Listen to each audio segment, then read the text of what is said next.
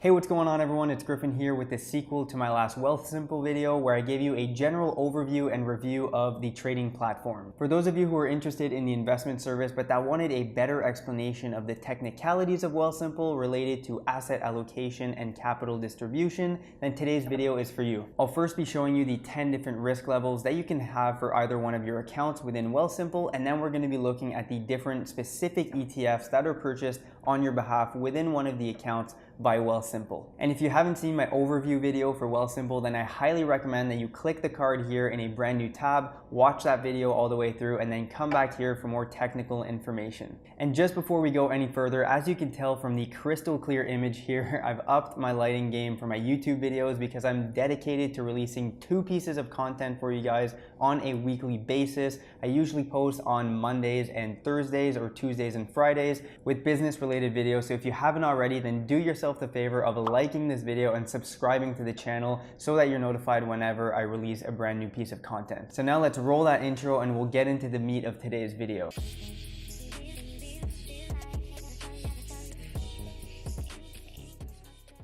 Alright, so by now you've definitely watched my other video related to Wealthsimple, so I'm not going to be going into huge detail in terms of how the whole platform works for today's video. But if you haven't watched it, when you invest with Wealthsimple, they make sure that your portfolio is quite diversified with a variety of different ETFs that track certain indexes related to the risk level that you identified for your account. And note that when you open your account, even if you decide to put a lower risk level at the beginning, you can change that risk level at any time you want by accessing their website and changing that risk level with a simple process. So don't worry about any future changes that you might want to make within the account. This is your money and you're in charge of how you want the platform to allocate your resources with different risk level involved. So let's actually take a look at the different ETFs that Wealthsimple will purchase within your account based on the risk level that you identified. We'll be looking at the capital allocation within my own account for a risk level of 4, which is considered balanced. And then we're also going to be looking at the asset allocation within my account again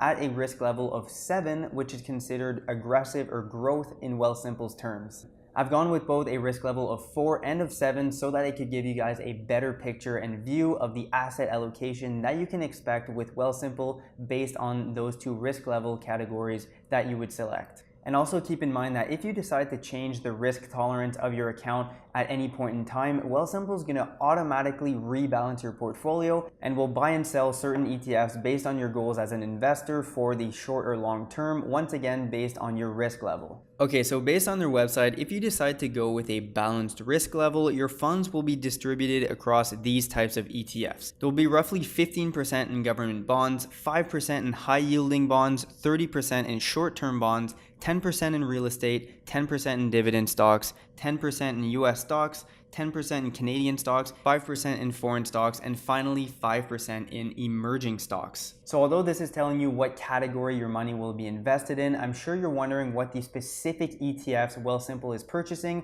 for those different types of categories. So if we look at my account back in August when my TFSA was at a risk level of 4, these were the ETFs purchased within the account when I invested $1,000 into the account. As you can see, the contribution of $1,000 was received on August 27th, and on the same day they invested the money and rebalanced my portfolio with the asset allocation as follows. Now, what happens if you want to go with a higher risk level and a higher potential for some growth within the account? If you're relatively young, so 30 or under, you're more than likely going to want to have a higher risk tolerance so that you can experience higher capital gains throughout your investing career. You'll also more likely have a higher risk tolerance because you can see ups and downs within your account without being too nervous as to the long-term gains that you're going to be experiencing. Now, according to their website, the asset allocation of a growth account is going to be quite different from a balanced or conservative account. Based on this chart, your account's going to be composed of roughly 7.5% government bonds, 12.5% short-term bonds, then 0% for high yield bonds, real estate, and then dividend paying stocks. You're then going to have roughly 32.5% composed of US stocks, which is just under a third of the entire account. You'll then see 22.5% in Canadian stocks, 15% in foreign stocks, and finally 10% in emerging market ETFs. Around a month and a half ago, I decided to change the risk tolerance from 4 to a 7 so that I could see the whole customer service experience that Wealthsimple offers, and I also wanted to speak from a matter of experience when making this video. Now, when I made a change from the risk tolerance of 4 to a risk tolerance of 7, obviously Wealthsimple automatically rebalanced my portfolio, and this is the specific allocation that was within my account. When you decide to make a switch, it's super simple. You log into your account from a desktop computer, navigate to the account you want to modify, click on this button right here, and then you choose the different risk level.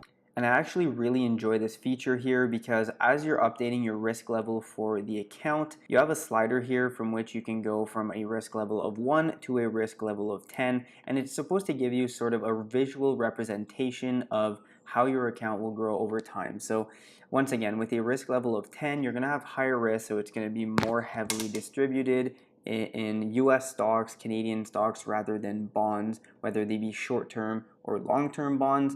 So with higher highs, you're also going to have lower lows. And that's versus if you have, let's say, a risk level of 1, you'll still have highs and lows, but they're not going to be nearly as significant as with a higher risk tolerance account. And as you probably notice here, when I put the slider under 7, it said here more details required. And the reason for this is that after 7, your account is considered to be a growth account, versus if you go below 7, you're going to fall into conservative territory, or should I say balanced and then conservative down here. So Wealthsimple kind of wants to know what your reasoning is behind this. You'll still be able to do it no matter what. It's your money and your decision, but they want to sort of ask you a little questionnaire as to why this is. And then if you click down here, there's a drop-down menu that shows you the asset allocation of each one of the ETFs based on the different risk level identified. So it's a really cool feature. I find it really interesting. And yeah, if you have an account, you should definitely play around with it. It shows you both the equity holdings as well as the fixed income holdings. So for example, here with a risk level of 7, this is what my account's at. It's going to be about 75% equity and then 25% fixed income holdings. If you request a change, you're going to be asked to fill out a quick little questionnaire as to what you're saving towards. So the first question in this case is, what are you investing and saving towards for this account? Let's say I want to buy a home. Fine. Next here. When do you expect to use this money in the account for your goal? Let's say 5 to 10 years, just for the sake of this example. Has your income changed significantly? No, it's roughly the same. Has the value of your savings or investment changed significantly? We'll just say no, it's roughly the same as well. Okay, going through here. And then you're finally brought to this page here where you have to confirm your risk level change. Previous risk level in my case was 7, and the new risk level is a 6. And they'll give you a description here as to what you could expect with this change in portfolio. Once you agree, you click this here and confirm the change. Now, I'm not going to do it in this case because I want to keep my portfolio at a 7.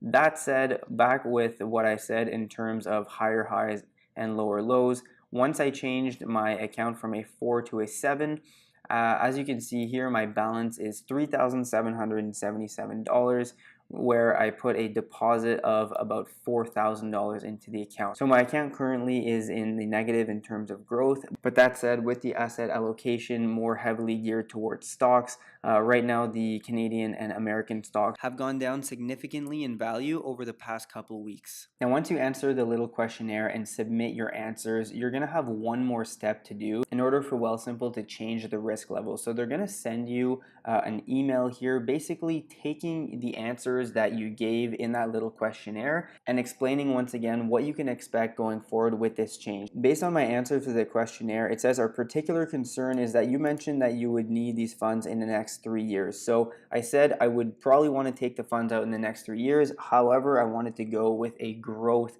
portfolio. They then go on to explain that taking too much risk in the short term could lead to potential losses, especially when you do not have the time horizon to potentially overcome short-term negative fluctuations. So basically what they're doing here once again is they really want you to understand your decision, and they want you to be smart with your investments and smart with your decisions within their portfolios, because at the end of the day, they want you to be happy as a customer as well, and they want you to make money in the long term and stay with them utilizing their services. So in my opinion, this is a really, really good feature that Wealthsimple offers. especially for people who are new to investing and that maybe need a bit more guidance. Now, for some people, the fact that you change the risk level within your account and then you have to wait for a representative to contact you in order to confirm your change, this might be somewhat of a downfall. But personally, I think this is great customer service, and I think it's a really good feature for anyone who's either new to investing or who might be overwhelmed with anything that has to do with investing. So if you make a mistake or something, you can really have a second thought and then confirm your decision with an actual real person who's there to help you at all times from Wealthsimple. This can give a lot of people a real sense of control and understanding of their investments without being left in the dark and confused as to what's going on within their account. So that's it for today's video, everyone. Once again, if you haven't checked out my overview and summary of the Wealthsimple platform, then I highly recommend it. There's going to be a link at the end of this video. And if you enjoyed today's video, then give it a like, subscribe to the channel, and hit the bell button so that you're notified whenever I release a new video. And on that note, I'll see you soon.